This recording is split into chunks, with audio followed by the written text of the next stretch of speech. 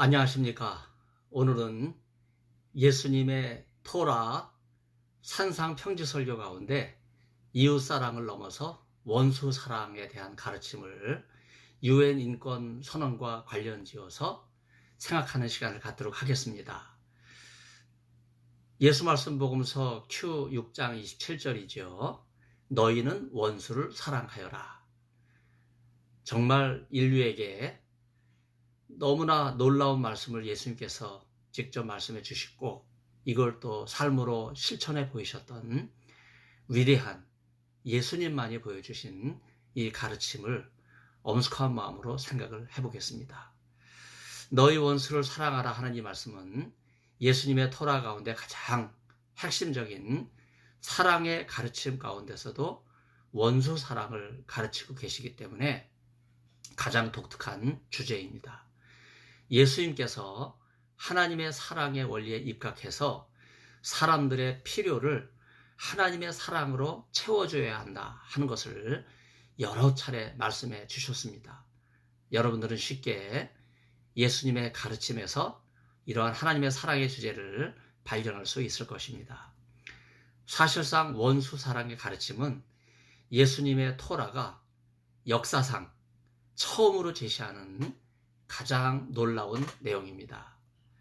나자라 예수님께서 원수 사랑을 가르치신 당대만 해도 여전히 보복법이 판을 치고 있었습니다. 그 대표적인 것이 함무라비 법전. 여러분 세계사, 문화사 공부하면서 배우셨죠? 이 함무라비 법전, 한마디로 이야기하면 동해 보복 원칙이에요. 해를 가하면 똑같은 방식으로 해를 가한다 하는 이런 원칙으로 기록되고 사람들의 입에는 이런 말로 아마 여러분 기억하실 거예요. 눈에는 눈, 이에는 이. 바로 이게 동해 보복법인데 바로 하무라비 법전에 나오는 보복법입니다. 좀 끔찍하게 표현하면요. 사람을 죽인 자는 사형에 처하고 팔을 부러뜨린 자는 팔을 부러뜨리고 눈을 멀게 한 자는 눈을 멀게 하는 성문법으로 이게 명시가 되어 있거든요. 그런 점에서 함무라비 법전은요. 한마디로 보복법이라고 말할 수 있어요. 이러한 보복법의 형태는요. 하나님의 말씀을 담고 있는 모세 5경 중에서 출애굽기 21장, 레위기 24장, 신명기 19장 등에도 등장하고 있어요. 여러분 한번 이번 기회에 차례로 그 5경을 읽어보시기를 바랍니다. 이 세 곳에 명시되어 있는 눈에는 눈, 이에는 이. 여러분 이걸 넘어서 조금 더 구체적으로 명시하고 있는 하나님께서 주신 율법이기 때문에 우리가 준엄한 마음으로 이 율법을 받아들입니다. 출애굽기 21장 22절에서 25절은 바로 이 보복법이 하나님의 명령으로 이렇게 기록되어 있습니다. 사람이 서로 싸우다가 아이벤 여인을 다쳐서 낙태케 하였으나 다른 해가 없으면 뱃속에 있는 애만 낙태된 거지 여인의 건강에 생명에는 아무 지장이 없다. 그럴 경우 그 남편의 청구대로 벌금을 내되 재판장의 판결을 쫓아낼 것이다. 그래서 그냥 길거리에서 함무라비 법전처럼 마음대로 그렇게 하는 것이 아니라 다른 해가 있으면 갚되 생명은 생명으로, 눈은 눈으로, 이는 이로, 손은 손으로, 발은 발로, 데운 것은 데움으로, 상하게 한 것은 상함으로, 때린 것은 때림으로 갚을지니라. 바로 이게 출애굽기 21장의 가르침이에요.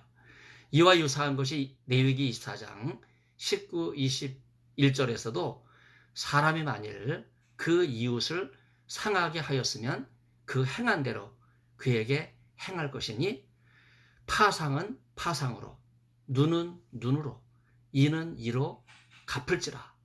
남에게 손상을 입힌 대로 그에게 그렇게 할 것이며 짐승을 죽인 자는 그것을 물어줄 것이요 사람을 죽인 자는 죽일지니 굉장한 보복을 선언하고 있습니다. 레위기는 성결법전이기 때문에 좀 더 강화되어 있는 부정한 살인을 한 자는 살인으로, 죽음으로 되갚음을 받을 것이라고 하는 아주 준엄한 율법을 말씀하고 계세요. 모세 오경보다 300년 전에 기록된 것으로 알려진 함무라비 법전에 눈에는 눈, 이에는 이, 이러한 보복 법령이 기록되어 있는 것으로 볼 때 성경이 기록되기 훨씬 이전부터, 아니 아담과 하와의 타락 이후 가인이 아벨을 죽이고 그 후손들이 점점 악해지기 시작할 무렵부터 하나님께서는 인간들에게 이 규례를 주신 것이 분명합니다. 이 규례는 갚을지라 하는 이 말의 무게를 두어서 복수를 명하는 보복법으로 알려져 있지만은요, 사실은 함무라비 법전처럼 복수를 조장하거나 정당화하는 근거에 악용되지를 않고 자세히 들여다보면요, 보복법이 아니라 성경은 예방법을 강조하고 있어요. 그래서 모세오경에 등장하는 이 세 규절은요, 처벌보다는 예방의 무게를 두고 이해를 해야 할 것입니다. 예를 들면 신명기 19장은 형제를 해하려고 거짓 증거한 자에 대해서 이렇게 명령합니다. 그가 그 형제에게 행하려고 꾀한 대로 그에게 행하여 너희 중에서 악을 제하라. 그리하면 그 남은 자들이 듣고 두려워하여 이후부터는 이런 악을 너희 중에서 다시 행하지 아니하리니 내 눈이 긍휼히 보지 말라. 생명은 생명으로, 눈은 눈으로, 이는 이로, 손은 손으로, 발은 발로 할지니라. 이런 신명기의 기록이 처벌과 보복에 앞서서 예방적 차원을 뒷받침해주고 있습니다. 행한 대로 갚아야, 행한 대로 행해야 된다 하는 이러한 까닭은요, 공동체 안에 한 가지 목적이 있는데 악을 제하려 하는 그런 의도가 있다고 하는 거예요. 우리 가운데 이런 악을 다시 행하지 않도록 하게끔 일벌복계로 다스리라는 것입니다. 그에 대한 처벌은 그가 입힌 가해의 정도 이상을 넘어서는 안 된다 하는 거예요. 이것은 최소 규정이 아니라 최대 규정으로 보아야 합니다. 이런 역사적 배경은요, 아무리 검토해 보아도 모세 율법도 아직 그 인간의 한계를 벗어나지 못하고 있는 그런 측면이 있어요. 인간이 생각하지 못한 사랑의 계명 중에 아예 보복을 금지하는 원수 사랑을 가르치신 예수님, 모세 율법을 넘어서 제2의 모세로 오신 예수님께서 말씀하신 이 예수님의 토라만한 가르침은 그 어느 곳에도 없습니다. 간디도 비폭력을 내세웠지만 무저항은 아니었잖아요. 예수님의 토라가 제시하는 원수사랑은 전통적으로 내려오는 보복법을 청산한 것이기 때문에 그 누구도 흉내낼 수 없었습니다. 어느 인간이 원수까지도 사랑하라 하는 이러한 가르침을 준 적이 있습니까? 다윗은 사울 왕을 해할 수 있었어요.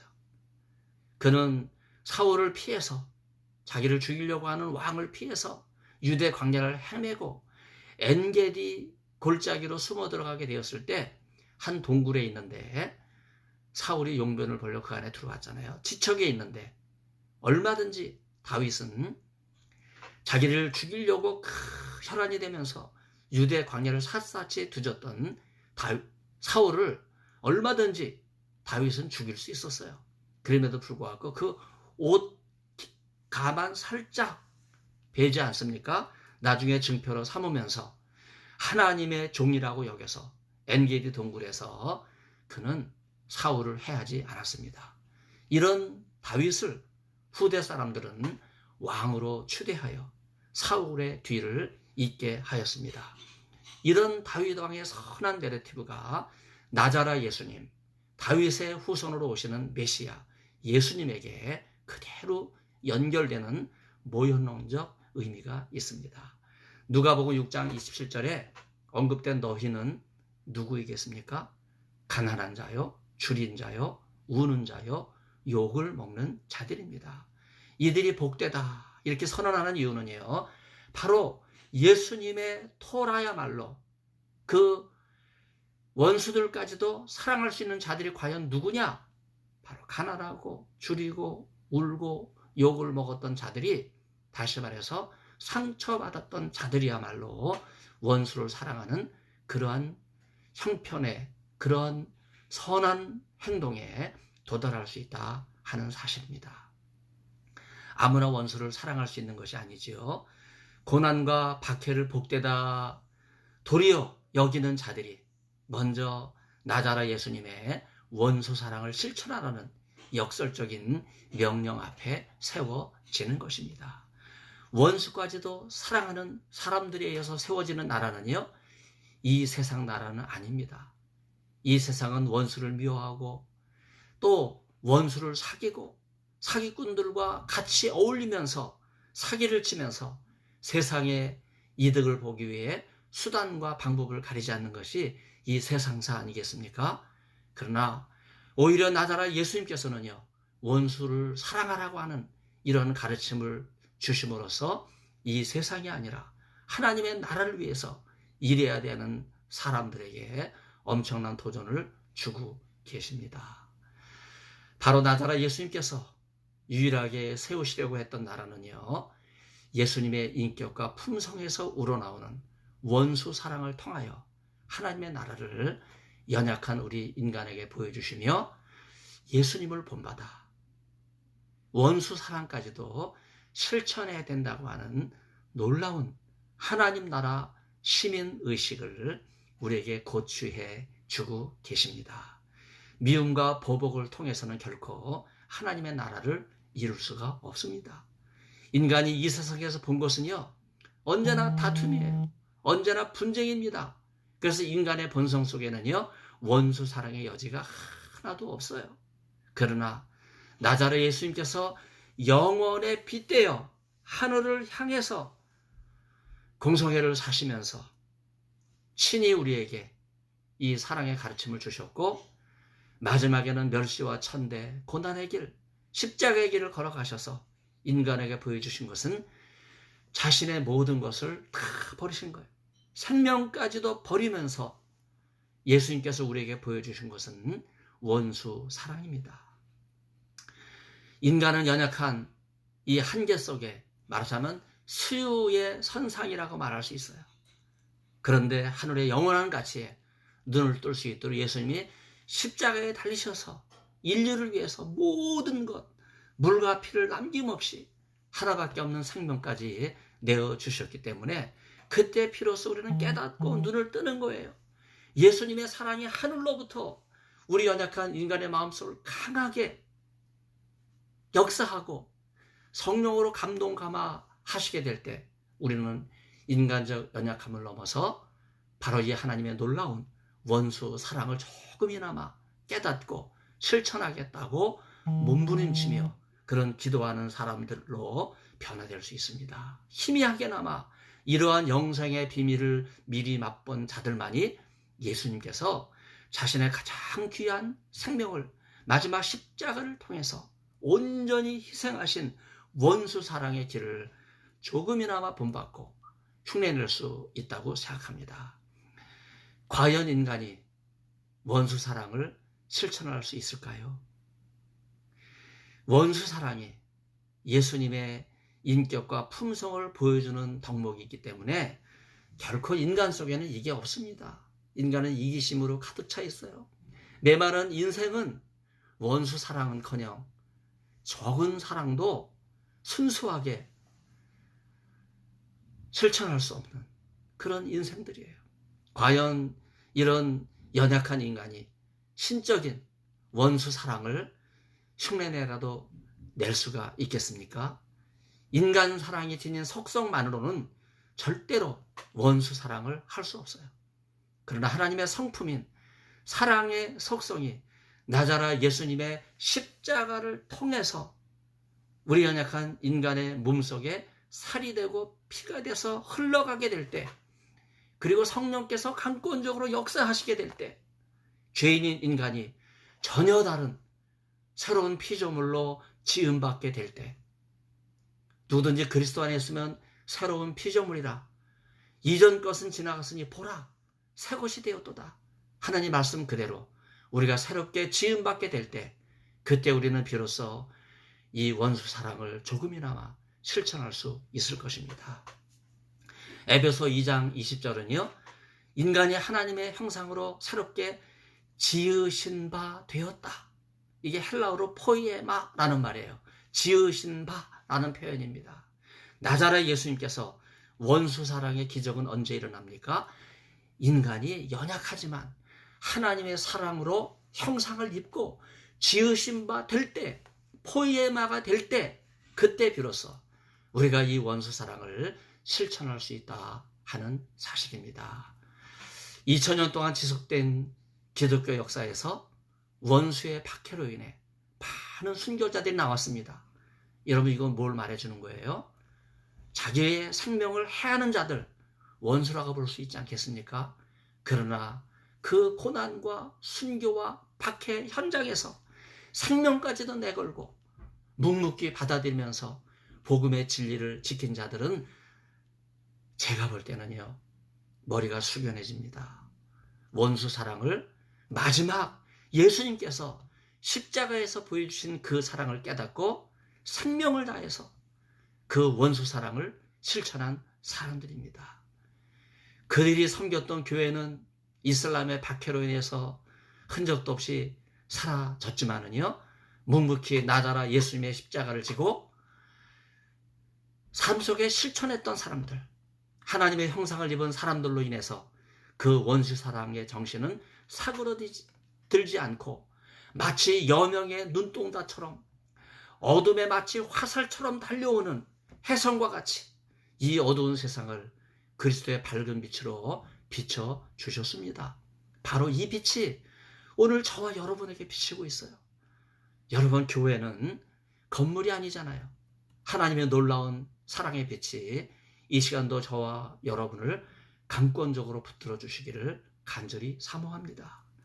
온 세상에 흩어진 교회가 저마다 작은 예수가 되어서 당장은 불가능해 보일지라도 마침내 원수 사랑을 실천하는 일이 요원의 불길처럼 막 타오르게 될 때, 기적적으로 일어나게 될 때, 나자렛 예수님께서 주기도문을 통해서 기도하신 그 내용이 저는 분명히 이 땅에 하늘에서 이루어진 것 같이 이루어질 줄로 믿습니다. 이 땅에 하나님의 나라가 하늘에서와 같이 이루어지는 그날을 꿈꾸면서 많은 순교자들이 고귀한 순교의 피를 흘렸습니다.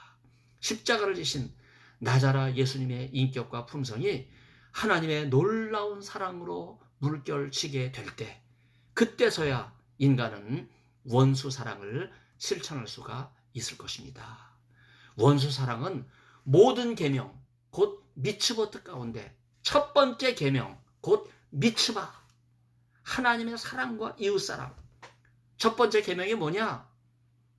율법 박사가, 부자 청년이 예수님에 와서 앞에 와서 묻게 되었을 때 예수님은 미츠바 하나를 말씀하세요.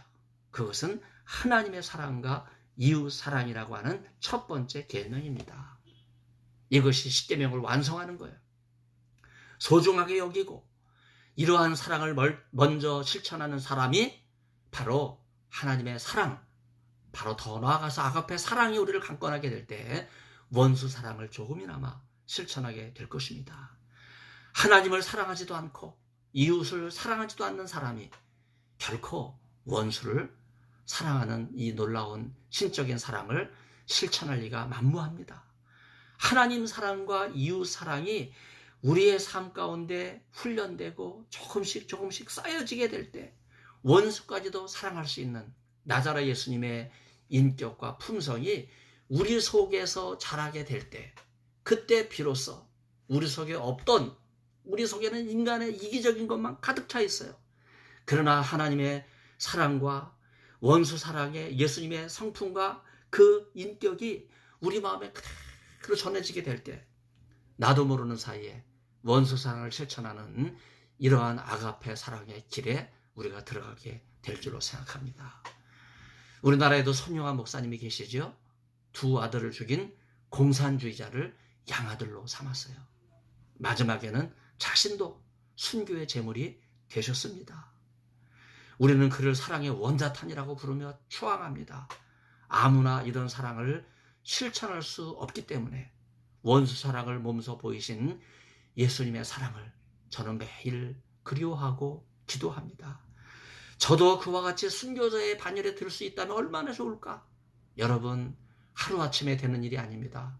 기도하고 예수님의 인격과 품성 우리 속에 물들 수 있도록 우리는 더 하나님의 아가페의 사랑의 마음으로 채워지기 위해서 주님 앞에 더 가까이 나아가야 하겠습니다. 제가 학문적으로 책을 보다 보니까 12사도의 가르침, 우리가 소위 디다케라고 말하는데 1장 3절 D 네 번째 부분을 보면요, 이런 규정이 있어요. 너희들은 너희를 미워하는 자들을 사랑하여라. 그러면 너는 원수를 가지지 않을 것이다 하는 규절이 있어요. 우리말로 볼 때는 예수님의 가르침과 큰 차이가 없다 이런 생각이 들지만, 저는 이 디다케를 헬라어로 읽어보면 여기에 사용된 사랑하라 하는 이 단어는요, 예수님의 토라에서 쓰인 이 신적인 사랑을 뜻하는 하나님의 사랑, 아가페라는 단어, 하나님의 사랑 아가파오, 이 동사인데 하나님이 사랑하신다고 하는 이 단어가 아니라 인간적인 사랑을 표현하는 필레오예요. 이 필레오의 명사형이 필로스인데 바로 형제 사랑과 이웃 사랑을 가리키는 단어이기 때문에 이 12사도의 가르침 디다케는요, 사실 아가페 사랑, 원수 사랑을 보여주는 것이 아니라 인간적인 필레오의 사랑, 필로스의 사랑을 보여주는 거예요. 원수 사랑은 오직 하나님의 사랑인 아가페가 위로 하늘로부터 임하게 될 때만 가능한 거예요. 디다케는 미워하는 자를 사랑하면 원수를 만들지 않는다. 지극히 현명한 인간적이고 지극히 인간적인 지혜를 언급하고 있을 뿐이지, 하나님의 사랑으로 원수까지도 사랑하라고 하는 예수님의 토라와는 아주 거리가 먼 그런 가르침이라고 볼 수 있어요. 지금 동성애자들이 한국교회를 공격한다고 해서 여러분 미워해서야 되겠습니까? 저도 동성애자들의 공격을 많이 받아서 한때 제가 한 7, 8년 사용했던 제 핸드폰 번호를 그냥 한순간에 버려버렸어요. 아버지 핸드폰을 제가 받아서 썼는데 제가 도무지 그 핸드폰을 쥐고 있을 수가 없는 거예요. 너무 공격이 많아서. 아예 그냥 제가 핸드폰을 버리고 지금 새로운 핸드폰을 갖고 있다 보니까 연락이 안 와서 좋아요. 얼마나 감사한지 모릅니다. 나자라 예수님께서는요, 원수까지도 사랑하셨는데 제 결론은 이거예요. 동성애자들이 저를 공격한다고 해서 제가 그들을 공격하지 않습니다. 저는 성경적 원리를 가지고 이해하게 뿐이에요. 저는 하나님께서 동성애를 가증하게 여기셨다고 하는 말씀을 굳게 믿고 그 말씀을 실천하기 위해서, 그리고 그 말씀이 신약에까지 이어지는 예수님의 토라의 결정적인 말씀이기 때문에, 저는 성경학자이기 때문에 말씀을 떠날 수 없잖아요. 그래서 저는 동성애자들이 회개하고 돌아오도록 기도합니다. 그리고 그들에게 지속적으로 권면해요. 여러분, 동성애는 인권이 아닙니다. 인권이라고 오해하는 사람들이 많아요. 지식인 중에서도 동성애를 옹호하는 사람들은 다 이 인권 논리에 빠져 있어요. 나자라 예수님께서 가르치신 원수 사랑의 원리는요, UN 세계 인권 선언과 다릅니다. 여러분, 동성애를 인권으로 생각하는 이러한 논리는요, 욕 야카르타 원칙과 근본적으로 다르지 않습니다. 음선필이라고 하는 학자에 의하면요, 욕 야카르타 원칙은요, 단지 NGO와 몇몇 일반인들이 만든 것이지 그런 점에서 국제적 구속력이 없어요. 공신력도 없습니다. 근데 한국 국가위원회에서는요, 인도네시아 족자카르타에서 만들어진 건데 이걸 욕 야카르타 이렇게 번역해가지고 무슨 뭐 마그나 카르타와 같이 생각하게 만들었어요. 여러분, 이것은 위선입니다. 거짓이에요. 우리는 실체를 분명히 알아야 돼요. 그렇기 때문에 욕 야카르타 원칙은요, 당연히 국제 규범으로서의 지위와 효력을 갖고 있지 않습니다. 이 사람들이 만든 욕 야카르타 원칙은요, 유엔이 공식적으로 인정한 게 아니에요. 유엔이 공식적으로 따라야 된다고 권면한 것도 아닙니다. 전혀 법적 구속력이 없어요. 그런데도 욕 야카르타 원칙을 제가 조금 전에 이야기했죠. 인권 논리.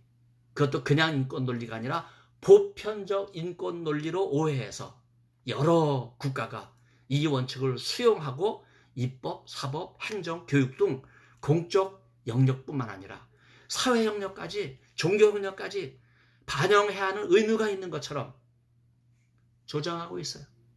이거는 거짓입니다. 이 속으면 안 돼요. 이런 논리에 속으면 안 되는데 자칫 지성인이라고 하는 사람들이 여기에 깜빡 속아 넘어갑니다.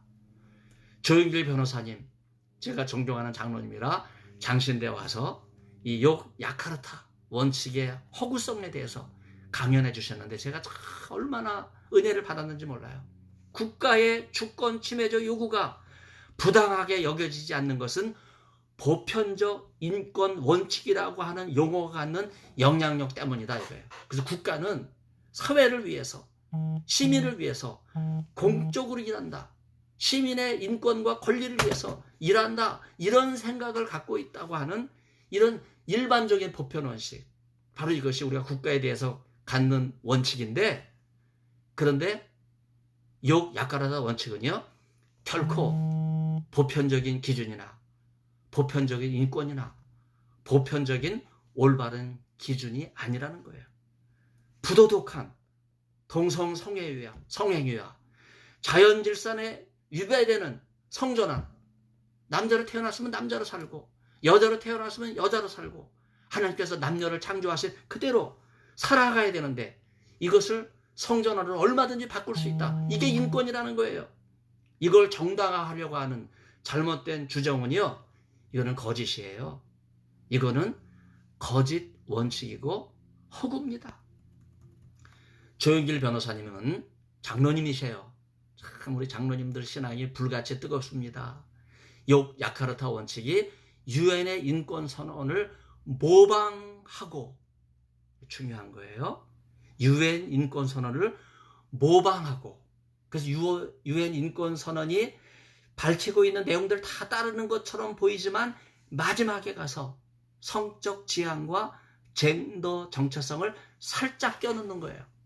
그래서 세계 인권 선언과 동일한 보편적 인권의 권위를 사람들에게 보여주려고 한다는 거예요. 정말 설명을 잘해주고 있습니다. 세계 인권 선언은 총 30개의 조항으로 되어 있는데 욕 야카르타 원칙은요, 하나가 빠져요. 29개의 원칙으로 되어 있어요. 조항 하나가 빠졌어요. 왜?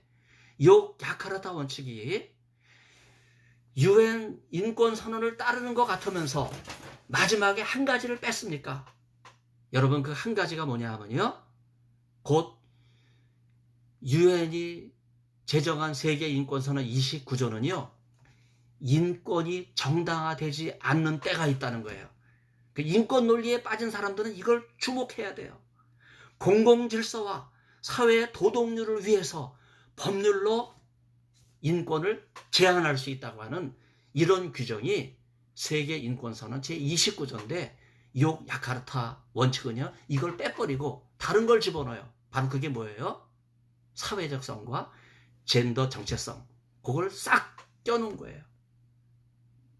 욕 야카르타 원칙은 목적이 분명해졌죠?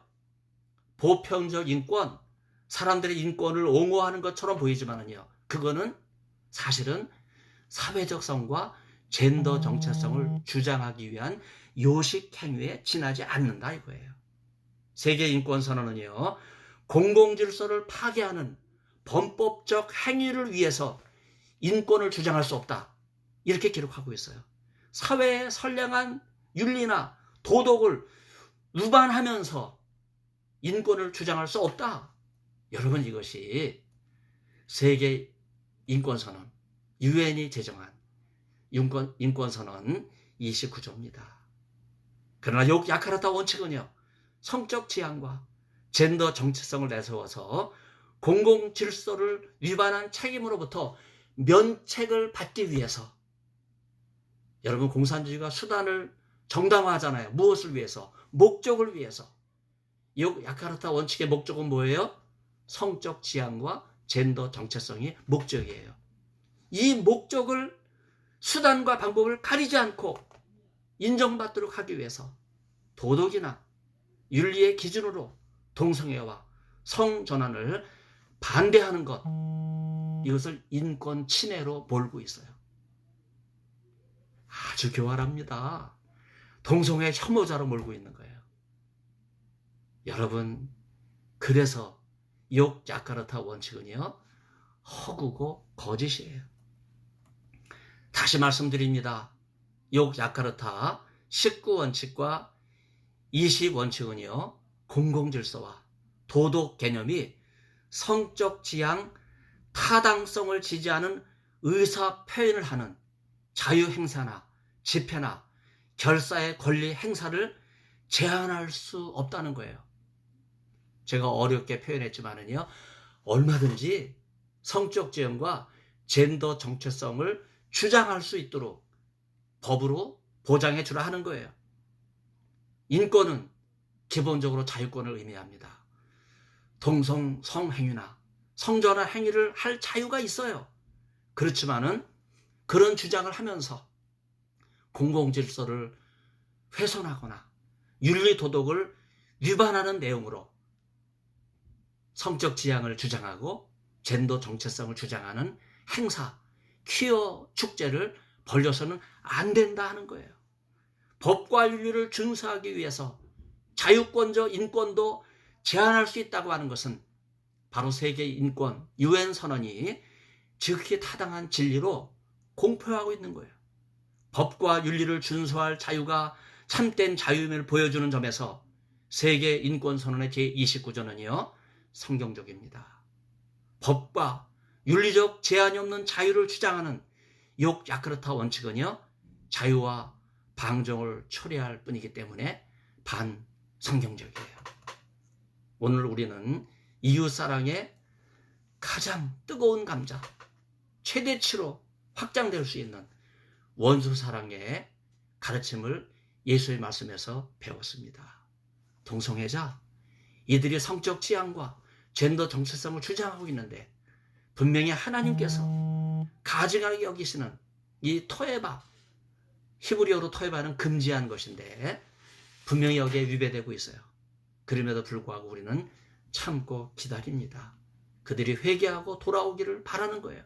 그리고 기도하면서 예수님의 뜨거운 사랑이 우리 심령에 넘치게 될 때 그들이 회개하고 주님의 품에 다시 돌아와서 죄악된 삶을 청산하고 하나님 원래 창조하신 창조의 목적대로 남녀의 성적인 질서를 회복해서 가정을 소중하게 여기고 가정이 하나님 나라의 최소 단위가 돼서 하나님의 나라를 확장하는데 보탬이 되는 놀라운 일이 일어날 수 있도록 저는 기도하고 있습니다.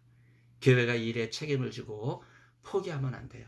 끝까지 우리가 사랑하면서 원수까지도 사랑하라는 마음을 가지고 동성애자들이 회개하고 돌아오기를 바라는 마음에서 오늘 제가 이 원수사랑의 가르침을 여러분들과 함께 나눴습니다. 경청해 주신 여러분 진심으로 감사를 드립니다. 하나님의 은혜가 함께 하시기를 간절히 기원합니다. 할렐루야. 아멘.